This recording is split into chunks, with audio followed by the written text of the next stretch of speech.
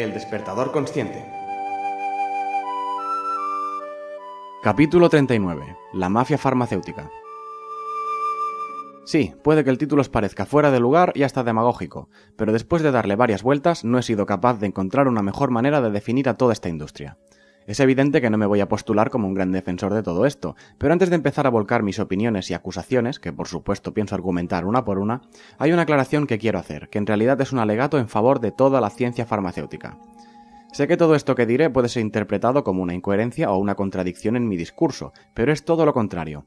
Creo que cuando se aborda un tema es importante y necesario hacerlo desde todos los ángulos posibles, criticando lo negativo y abogando por lo positivo, que en este tema concreto que hoy nos atañe lo hay y mucho. La farmacia o farmacología es, o al menos debería ser, la hermana gemela de la medicina, esto es, deberían compartir objetivos, ideales, incluso métodos de trabajo. Sería injusto y estúpido decir que los medicamentos no han aportado nada al desarrollo de la humanidad, cuando es evidente el inmenso número de vidas humanas que han ayudado a salvar. Sin los avances farmacológicos conocidos hasta la fecha, muchas enfermedades no solo no se habrían erradicado, sino que se cobrarían muchas vidas a diario. También han ayudado muchísimo a hacernos la vida más soportable, especialmente en los avances analgésicos y anestésicos. ¿Os imagináis el dolor que debe producir una operación cualquiera sin anestesia? Hoy en día es algo impensable, pero algunos siglos atrás se hacía o directamente no se operaba porque el dolor era insoportable, conduciendo en la mayoría de casos a una muerte segura. Desde el descubrimiento de la penicilina, la vida nos ha resultado mucho más llevadera, y no hace falta decir que esta industria tiene gran parte del mérito en la ampliación de la esperanza de vida de las personas, que en poco más de un siglo se ha visto multiplicada. Si digo todo esto es porque soy bien consciente de la importancia de todos estos avances y lo mucho que han aportado, pero como en la mayoría de casos, el problema no lo encontramos en el campo de conocimiento en cuestión, sino en los que lo gestionan. Supongo que todo el mundo es consciente de que vivimos en una sociedad capitalista, y aunque muchos no estarán de acuerdo con esta afirmación, creo que después de tantos años de capitalismo salvaje, ha quedado demostrado que este sistema solo sirve para enriquecer ampliamente a unos pocos a costa de todos los demás. Que sí, que hay que luchar por las oportunidades, que el esfuerzo merece su recompensa, que sí el American Dream y todo lo que queráis, pero no hace falta más que mirar la lista de los hombres más ricos del mundo para ver que solo los 8 primeros tienen más fortuna que el 50% de toda la población mundial. Hablando claro, están jugando al Monopoly con el planeta Tierra y la mayoría observamos complacientes la partida mientras soñamos que algún día podremos convertirnos en uno de esos humanos poderosos y adinerados, cuando realmente las cartas hace mucho tiempo que están repartidas y ya poco o nada queda para los demás. Pero bueno, esto es un tema como para otro capítulo. Si lo menciono es porque nos puede parecer mejor o peor que la vida se convierta en una lucha por tener más que los demás, pero deberíamos trazar ciertos límites y sin duda el primero debería estar en la medicina, la sanidad y por supuesto la farmacia. La palabra farmacéutica nunca debería ir acompañada de la palabra industria. La Real Academia Española de la Lengua, en una de sus acepciones de la palabra industria, dice literalmente negocio o actividad económica. Dicho de otro modo, método de producción cuya finalidad última es obtener beneficio económico. Al menos no se les puede acusar de no ir de cara, ellos mismos se autodenominan industria, así que al menos no se esconden. Pero si analizamos los agentes que intervienen en esta actividad económica, así entre comillas, y cuál es su campo de acción, la ecuación resultante es conjunto de empresas que aspiran a obtener beneficio económico a costa de la salud y las vidas de la gente. Simple y llano. Siempre he dicho que no me puedo oponer al capitalismo mientras haya tanta gente que lo acepte y lo abrace en sus vidas, pero no me parece ético intentar hacer negocio con esto, así como con tantos otros aspectos de la vida. Y los límites deberían establecerse también en otros sectores que son igual o más importantes que la salud, como el sector inmobiliario, por ejemplo. ¿No dicen los derechos humanos y la Constitución española que una vivienda digna es un derecho? Pues menos mal. Un derecho al que no puedes acceder si no tienes dinero o si el banco de turno no le da la gana prestártelo. Es decir, ¿por qué esa manía de llamarlo derecho cuando hace mucho tiempo que no es otra cosa que un privilegio? Privilegio del que las autoridades pueden privarte en cualquier momento si no cumples sus normas del juego. Algo parecido a lo que ocurre con la educación. ¿Por qué existen las escuelas o universidades privadas? Que este tema también daría para un capítulo aparte, pero en esencia están ahí porque son otra forma de negocio más. No digo que esté en contra de ellas, cada uno es muy libre de elegir dónde estudia o en su defecto dónde estudiarán sus hijos, pero no es menos cierto que si se invirtiera lo necesario de verdad en educación pública, lo privado no haría ninguna falta, y eso solo actuaría en favor de erradicar la desigualdad tanto de clase como de conocimientos. Eso sí, siempre que se hiciese de una manera neutra y libre de cualquier ideología, me da igual si de izquierdas o de derechas, pero precisamente ahí está el filón económico de este sector, porque este planteamiento no fomenta diferentes modelos educativos, sino ideológicos, lo que al final no es educación, sino adoctrinamiento y no se paga barato precisamente. Otro sector en la misma línea es el de la justicia. Técnicamente todos somos iguales ante la ley y nos debería amparar de la misma manera sin excepción, aunque esto hoy en día no sea más que un mal chiste irónico que nadie se cree. Principalmente porque cuando el posible beneficio económico interviene, nos encontramos en que solo los que lo pueden pagar tienen una defensa en condiciones ante la ley y por eso hay auténticas mentes criminales en estaciones de esquí y miles de delincuentes de poca monta poblando las cárceles del país. Por no hablar del sector energético, nos cobran por la luz o por el agua simplemente porque se les permite, se adueñan de recursos naturales que deberían ser propiedad de todos y nos parece fantástico, hasta que llega el momento en que no puedes pagar y automáticamente pasas a vivir en la edad de piedra, porque hoy en día todo en una casa necesita energía eléctrica. Con las necesidades fundamentales no se debería hacer negocio, por una simple cuestión ética y moral, pero si aún así hay personas que quieren hacerlo, quizás sería hora de que las autoridades competentes o los gobernantes hicieran algo al respecto. ¿Pero por qué no lo hacen? Pues evidentemente porque no les interesa. Ya ni siquiera es necesario hablar de puertas giratorias, que es algo tan evidente y tan aceptado que es nuestro pan de cada día y todos tan felices. Lo dramático es que los gobernantes, que deberían proteger y velar por la seguridad de los ciudadanos, están tan untados a nivel personal o incluso a nivel de administración por la cantidad de impuestos que también reciben de todas estas industrias, que esperar que hagan algo por impedirlo es como esperar que un recién nacido le diga a su madre que no quiere leche materna. Es su fuente de alimento principal y nunca renunciará voluntariamente a ella. En el caso del sector farmacéutico, como decía al principio, es especialmente grave, porque lo que debería ser un servicio igualitario y general para toda la sociedad se ha convertido en algo solo al alcance de los que lo pueden pagar. En cualquier escuela de negocios te enseñarán que lo importante para que una empresa funcione es intentar potenciar las ventas y desarrollar nuevos productos que inciten al consumidor a gastar su dinero en ellos. Este fenómeno generará competencia entre las diferentes empresas y aunque sea algo aceptado popularmente que yo considero discutible, esa competencia supuestamente acaba favoreciendo al cliente, porque las empresas se esfuerzan más en sacar mejores productos a mejor precio. Si extrapolamos esa dinámica empresarial al sector farmacéutico, ¿qué ocurre? Pues que al contrario que en la mayoría de sectores, unos mejores productos en este sector no se traducen en más clientes, sino en menos. Es decir, si una empresa farmacéutica comercializase un medicamento que en una única toma eliminase por completo una enfermedad o una dolencia, ese cliente en principio no va a volver a necesitar más de esa empresa. Por lo tanto, aunque fuese un medicamento en beneficio del interés general, incluso en beneficio de la propia especie al completo, iría en detrimento del beneficio económico de la empresa, que como ya hemos dicho es su finalidad última. Esto puede parecer baladí, pero en realidad es terrible porque lo que hace es impulsar la creación de productos, medicamentos en este caso, que no sean tan efectivos como sería deseable, es decir, medicamentos paliativos en lugar de curativos. ¿Esto qué significa? Pues que en lugar de atacar el problema de raíz, solo se atacan los síntomas, porque en realidad a esta industria le interesa que el problema o la enfermedad no desaparezca, de otro modo su beneficio económico se iría al garete. Quizás en este punto muchos discrepen de mi postura, porque a fin de cuentas, después de tomar esos medicamentos que yo catalogo de paliativos, te acabas recuperando de enfermedades leves como una gripe o unas anginas. Pero no te engañes, el medicamento no te ha curado, solo ha hecho más llevaderos los síntomas. El que ha hecho todo el trabajo ha sido tu propio sistema inmunitario. Dicho de otro modo, sin tomar ningún medicamento te hubieras acabado curando igual, solo que quizás hubieras tardado más y lo hubieras pasado peor. Si hablamos de enfermedades poco graves como una gripe, faringitis o gastroenteritis, por ejemplo, esto tampoco es tan importante. Y mira, si tienen que sacar beneficio de esto, porque entiendo que tampoco es necesaria una medicina potente que acabe con ello, ya que el propio cuerpo puede hacerle frente con mayor o menor facilidad, hasta se podría llegar a aceptar que se lucren con ello. Lo terrible y trágico es cuando la enfermedad en cuestión es mucho más grave o incluso conlleva un riesgo mortal, como el cáncer, el SIDA u otro tipo de enfermedades similares. Yo, a pesar de todo esto que estoy diciendo, tengo mucha fe en la medicina y en el personal que hay dentro de todo este sector, que estoy convencido que en su mayoría solo aspiran a ayudar a los pacientes y acabar venciendo a estas enfermedades. Pero siendo realistas, todos estos profesionales que podrían hacer y hacen mucho por los enfermos, también tienen las manos atadas, porque a fin de cuentas también están obligados a tratar a los pacientes con lo que la industria farmacéutica les proporciona, por lo que son estos últimos los responsables finales de la salud de toda la humanidad, no los médicos. No es extraño que con la cantidad de investigadores, médicos y farmacéuticos que salen cada año de todas las facultades del mundo, ninguno, absolutamente ninguno, haya dado todavía con la cura para estas enfermedades tan atroces.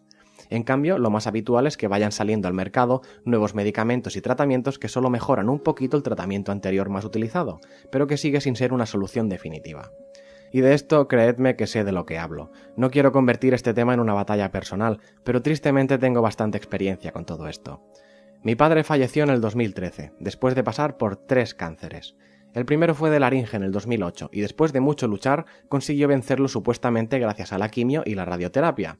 o al menos eso creíamos, porque no mucho tiempo después le apareció un cáncer de pulmón. Los médicos dijeron que no tenía nada que ver con el cáncer anterior, y no tenemos nada que pueda probar lo contrario. Pero a mí no me huele bien, principalmente porque después de una operación complicada en la que le extirparon los nódulos que le encontraron en ambos pulmones y creer que se había recuperado, en menos de 2 años el cáncer se volvió a extender por los pulmones, se produjo la maldita metástasis, y por más que luchó el buen hombre no se pudo hacer nada y se nos fue. Cierto es que mi padre tampoco tenía los hábitos de vida más saludables, pero me cuesta creer que una enfermedad que se dio 2 veces por curada acabó reapareciendo y cada vez con más fuerza que la anterior. Lo que me lleva a plantearme, si realmente hubieran utilizado unos tratamientos reales y efectivos en la primera vez, ¿hubieran aparecido la segunda y la tercera? No lo sé ni lo podré saber nunca, pero no puedo quitarme de la cabeza la idea de que si realmente se quisiera curar esta enfermedad que tantas vidas se lleva por delante cada año, ya haría tiempo que lo habrían conseguido. Quizás no interese porque es una excelente fuente de ingresos para las farmacéuticas, o quizás no interese porque en este planeta ya tenemos mucha sobrepoblación y esto es un buen sistema para ir frenando ese problema. Prefiero no pensar cuál es el motivo detrás de todo esto. De hecho, mi padre en su tercer cáncer se sometió a un tratamiento experimental de una poderosa empresa farmacéutica norteamericana que lo utilizó como conejillo de indias, siempre con su consentimiento, eso vaya por delante. A mí nunca me dio muy buena espina esa idea, pero cuando a un hombre enfermo se le dice que la medicina convencional ya no puede hacer nada por ayudarle, a no ser que se pruebe un tratamiento experimental del tipo que sea, normalmente ese hombre aceptará lo que se le proponga, porque a fin de cuentas nadie se quiere morir. No me malinterpretéis, estoy muy orgulloso de lo mucho que luchó mi padre, e incluso estoy contento de que su participación en ese tratamiento experimental, que evidentemente demostró no ser muy efectivo, seguramente ayudó a que se perfeccionase o al menos se encontrase un remedio mejor contra esa enfermedad. Pero sé que en el fondo es un poco de autoengaño, porque en realidad, por más que luchó mi padre, los que creaban esos tratamientos nunca tuvieron la intención real de curarlo. De hecho, ese tratamiento en cuestión consistía en unas primeras sesiones de quimioterapia que en caso de funcionar se tenían que complementar con la toma diaria de unas pastillas durante el resto de su vida, con unos efectos secundarios que no me atrevo ni a relatar. Por más que me cueste decir estas palabras, visto el plan que tenía la industria farmacéutica para mi padre, casi prefiero que se pudiera ir en paz y dejar de sufrir creyendo que se estaba curando de algo que nunca pretendió ser una cura real. Y ese es otro de los motivos que me llevan a llamar mafia y cosas peores que prefiero no decir a toda la industria farmacéutica. Como decía, ellos no aspiran a curar las enfermedades, lo que buscan es generar enfermos crónicos, ese es su modelo de negocio ideal. Una de las reglas de oro del marketing y del diseño es que cualquier producto ha de ser capaz de cubrir una necesidad al consumidor para que estos quieran comprarlo. Pero también hay otra vía, que es crear antes la necesidad para luego desarrollar un producto que la cubra y que el consumidor no tenga más remedio que comprarlo. Y de esto también tengo otro ejemplo cercano. A mi madre se le diagnosticó una leucemia crónica a finales del 2015. Por suerte, dentro de la gravedad, esta variedad de leucemia no es letal y se puede sobrellevar con medicación. En ningún caso estoy diciendo que la industria farmacéutica le crease la enfermedad a mi madre, pero ¿queréis saber cuál es la respuesta de la industria farmacéutica para casos como el suyo? Muy sencillo. Mi madre, como tantos otros enfermos con patologías similares, lleva más de 1 año tomando a diario una medicación muy fuerte para todo el organismo con unos efectos secundarios brutales. ¿Y sabéis hasta cuándo debe tomar esa medicación? Efectivamente, durante el resto de su vida hasta el fin de sus días. Una medicación que por suerte cubre la seguridad social, pero si vierais el precio real de cada caja de medicamentos, alucinaríais. Que ahora me vendrá alguien diciendo que mucho criticar a la industria farmacéutica, pero mi madre sigue viva gracias a ellos. Y sí, puede ser. Pero mirad, en este caso solo veo 2 posibilidades. O yo soy un mal pensado desagradecido que veo conspiraciones donde no las hay, o es que tengo demasiada fe en la capacidad investigativa de los científicos creyendo que son capaces de mucho cuando en realidad solo son una panda de inútiles sobrevalorados, porque ya es casualidad que lo único que han sido capaces de desarrollar entre todos esos laboratorios llenos de las mejores mentes científicas del planeta solo sea una pastilla que mantiene a raya la enfermedad y que convenientemente se administra con una dosis diaria en packs de 30, para que cada mes estés obligado a comprarla, lo que vendría siendo una especie de suscripción mensual asegurada durante el resto de la vida de estos enfermos a cambio de seguir vivos. Vamos, que esta gente de las farmacéuticas o son muy tontos porque no son capaces de encontrar remedios de verdad para las enfermedades de la gente, o son demasiado listos y han diseñado la solución que mejor les conviene económicamente hablando, pasando olímpicamente del bienestar de los enfermos. Y os aseguro que por lo que está pasando mi madre con esa medicación y sus efectos secundarios no es ningún paseo por el campo. Por no mencionar que el coste económico que suponen estos medicamentos para el sistema sanitario es una vergüenza y un robo en toda regla, porque creo que cualquiera pagaría todo su dinero si estando enfermo le ofreciesen un medicamento que le curase definitivamente de su enfermedad, pero es que tampoco es el caso. Y aún así, ¿cómo puede ser tan caro un medicamento de este tipo que en realidad no cura nada? Pues porque está patentado. Sí, otro aspecto de la mafia farmacológica es que según la ley internacional vigente, los medicamentos se pueden patentar. Que sí, que esto no es culpa de las farmacéuticas, sino del sistema capitalista que lo permite, pero está en la conciencia de cada uno aprovecharse de esto o no. A mí por lo menos me parece inmoral que una empresa pueda patentar una fórmula o un principio activo cuya finalidad sea salvar vidas. Esta patente lo que le garantiza es el reconocimiento de autoría y la exclusividad de uso y comercialización de dicho producto. Incluso si el patentador descubre algo que podría salvar a millones de enfermos, puede esconderlo en un cajón de su habitación y no distribuirlo simplemente porque no le dé la gana.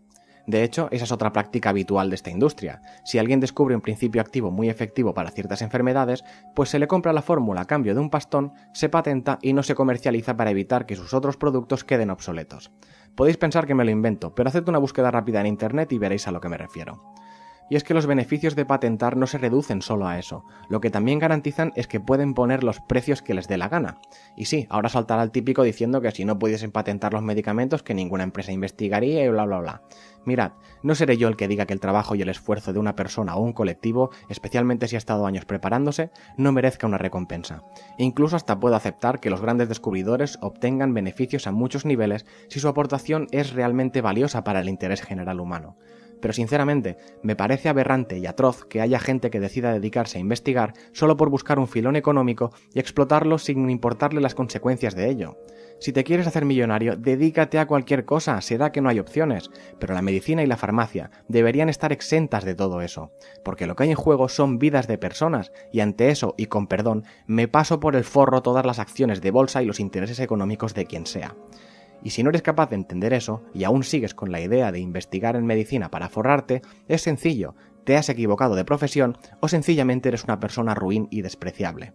Como el caso reciente de un señor en Estados Unidos, dueño de una empresa farmacéutica, que compró la patente de un medicamento contra el SIDA y otras patologías igual de graves, que antes de la adquisición de la patente ese medicamento no valía ni $14 la caja, y después pasó a costar $750 cada caja, lo que significa un aumento de más del 5000% del precio para una enfermedad que no es que sea un simple resfriado.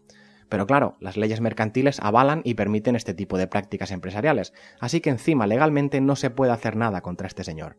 Y esto te puede parecer algo meramente anecdótico si tú eres de los afortunados que no necesitan ese medicamento, pero imagina cómo te sentirías si de repente eso ocurriera con un medicamento que estás obligado a tomar de forma crónica. Da como para cabrearse, ¿no? Lo que demuestra que en este ámbito, como en tantos otros, nos movemos únicamente por la subjetividad. Es decir, si el asunto en cuestión no va contigo, pues pasas del tema ya a otra cosa.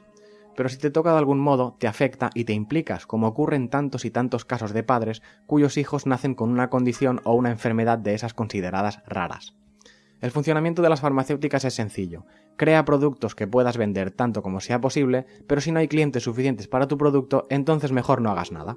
A los defensores acérrimos del modelo capitalista esto les parecerá una estupenda postura, pero a los padres de esos niños seguramente no tanto, porque ver sufrir a tus hijos sin que nadie se digne a intentar descubrir lo que les pasa y ofrecerles alguna solución, imagino que debe ser frustrante cuanto menos. Especialmente cuando ves que las industrias farmacéuticas dedican millones y millones a investigar productos contra la calvicie, las arrugas o la impotencia, pero pasan olímpicamente de dedicar un mínimo de recursos a curar enfermedades que afectan a un número reducido de personas, porque se ve que en el mundo hay más calvos impotentes y señoras arrugadas dispuestos a pagar para solucionar sus complejos que niños enfermos que merezcan una cura a sus afecciones. Y luego hay gente que se lleva las manos a la cabeza cuando ciertos colectivos de padres muestran sus dudas o directamente su rechazo a las vacunas propuestas por estas industrias. Sí, este es otro tema que genera mucha controversia y ya puestos permitidme dar mi opinión.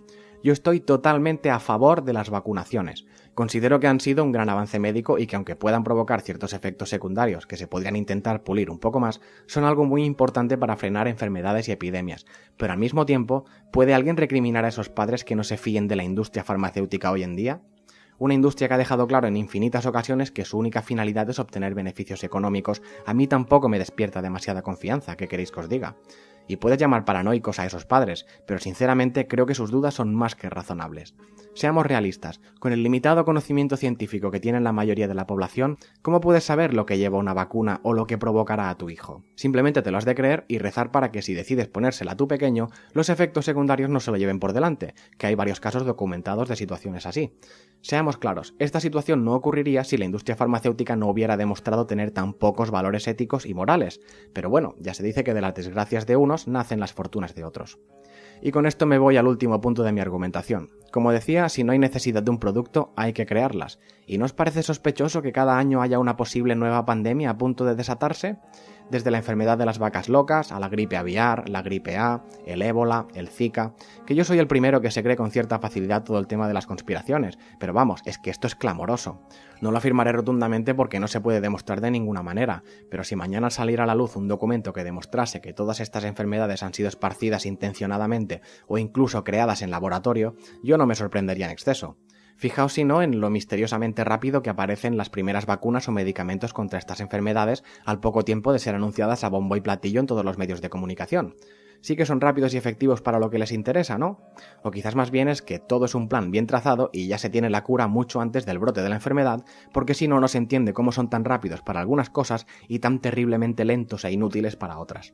Y todo esto sin mencionar las prácticas comerciales de los visitadores médicos que agasajan a los médicos para que receten sus productos en lugar de los de la competencia, o el ataque desmesurado de estos sectores a todo lo que no sea un producto suyo, como ciertos remedios medicinales caseros o ciertas terapias alternativas, o incluso ese funcionamiento extraño que parecen tener todos los medicamentos, que son muy efectivos para un dolor o un órgano concreto, pero en el proceso te dejan tocados otros 3 o 4 órganos. Es como si llevases el coche al mecánico para que te hiciera un equilibrado de ruedas, pero en el proceso te rompiera los intermitentes y te torciese los amortiguadores. ¿Aceptaríais eso? Pues cuando tomamos medicamentos lo hacemos encantados. De verdad os lo digo, yo seré siempre el primer defensor de la medicina en todas sus formas, así como de la farmacia, y lo último que quiero es que estos campos de conocimiento frenen su evolución. Al contrario, lo que quiero es que se haga, pero que se haga bien de verdad, por el bien de todos y no solo por el bolsillo de unos pocos. Lo he dicho al principio y me reitero, como humanidad les debemos muchísimo a estos dos sectores, pero matizo, no a las empresas privadas dentro de este sector, sí a los grandes genios científicos que han dedicado su vida a intentar hacer un mundo mejor. Para todos ellos, todo mi respeto y admiración. Pero hasta que la cuestión económica no esté fuera de esta ecuación, permitidme ser el primero en no fiarme, porque cuando su beneficio es más importante para ellos que mi salud, para mí siempre serán más villanos que héroes. Ojalá algún día tomemos conciencia y cambiemos esto, porque un mundo sin enfermedades yo creo que hace tiempo que es posible, pero mientras haya gente que se forra a costa de ellas, más vale irse haciendo a la idea de que las enfermedades nos van a acompañar durante mucho tiempo. ¿No hace un día fantástico para estar despiertos? Buenos días a todos.